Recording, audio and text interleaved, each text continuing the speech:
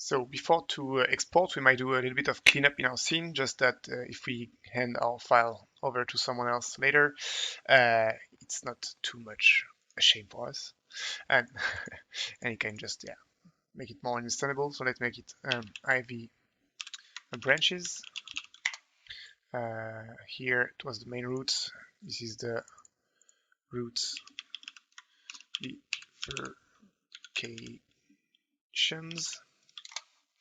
And I mean, these ones are not too, like, we can call it like extension is good, we call it main branch, and then these ones are the bifurcations. And here it's not too much important to rename them, it's pretty self-explanatory. And these are the last twigs. We could rename that oak leaves. We could rename these ones ivy leaves. A, and let's copy paste this one for the ivy leaf B. Okay, it's not a very complex scene, but it's always better to have your things renamed properly. Let's check if I'm already, yeah. Let's put everything as quad, so if we don't want to have some more subdivision happening on the mesh when we export.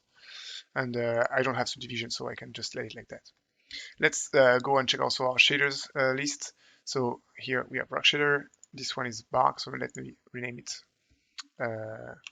bark shader. Ivy bark shader. Let's rename this one as well. Shader, oak leaf shader, ivy leaf shader. Okay. We might also at this point go and check a little bit. So it depends if you want to use the shaders you've made, the texture we've made in Speed3. It's important at this stage to have enough colored meshes here, so you get the diversity you want. It's going to be hard to edit it afterward if you are just if you're not using Houdini.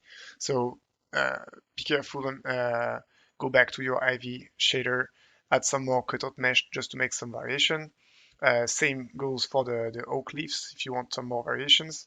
At this point, you might make a last check also of your density, polygon density. So if we want some more, yeah, if we want some more subdivisions on these, we could add some. Also, it's a good moment to check if the size of the bark is okay for you. If not, you might have to. Let's hide some things, and I can show you that. You could actually go here and the texturing goes a bit backward in Speed3. You don't do texture for your tree. You open the UVs depending on your texture.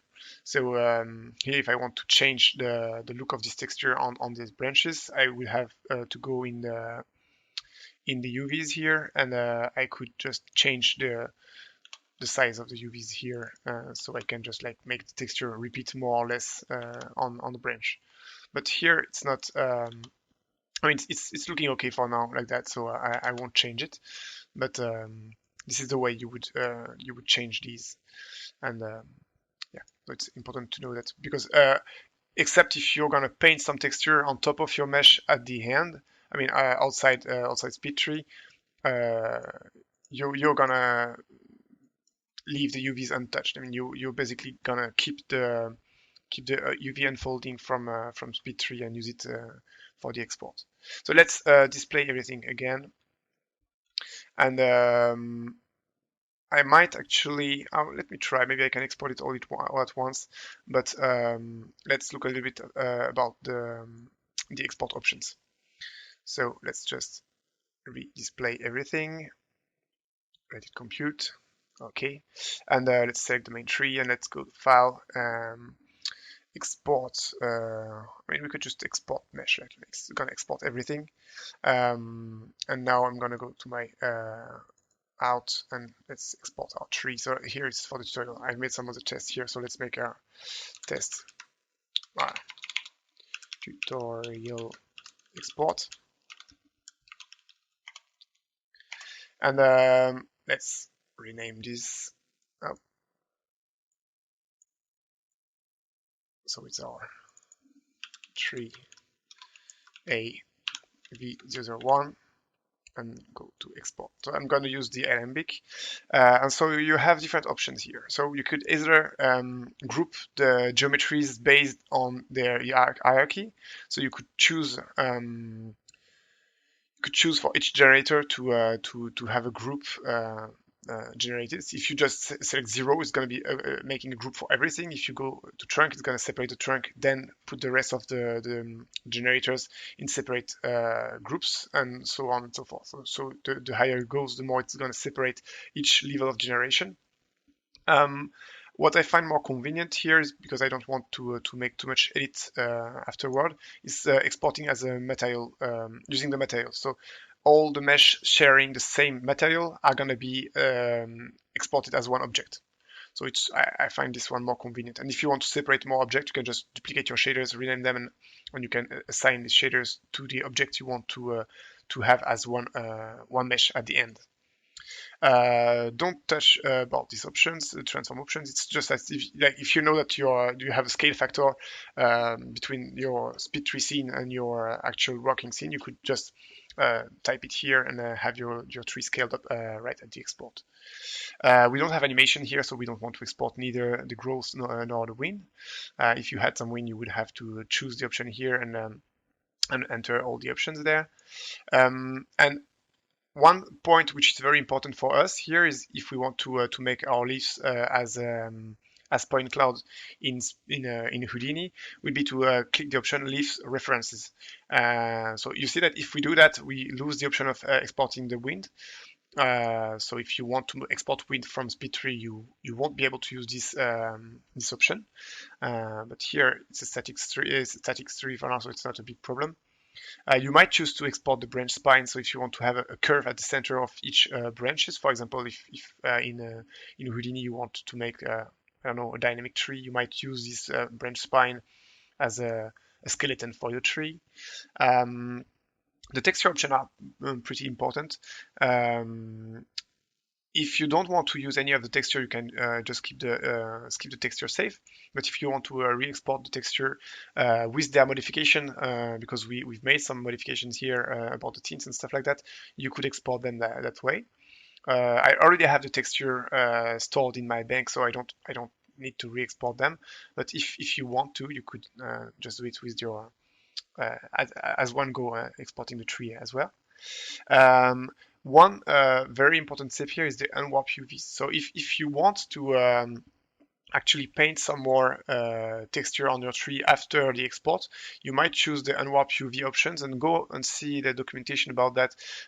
There's many options when you want to use some UDIMs, what parameters you want to stack and stuff like that. So it can be convenient when you want to actually repack your UVs and not having them like getting out of the 0 to 1 UV space. But for now, we're going to use the UVs from SpeedTree as default, so we don't need to check this option. It's important to export the vertex blend. It's what actually make this blending option here on the trees. We were seeing that. Maybe I can go back to script mode. You see this little red area is the area of blending for the textures, and it's what we're going to use to reproduce this blend that SpeedTree is generating in the viewport on the welding geometries.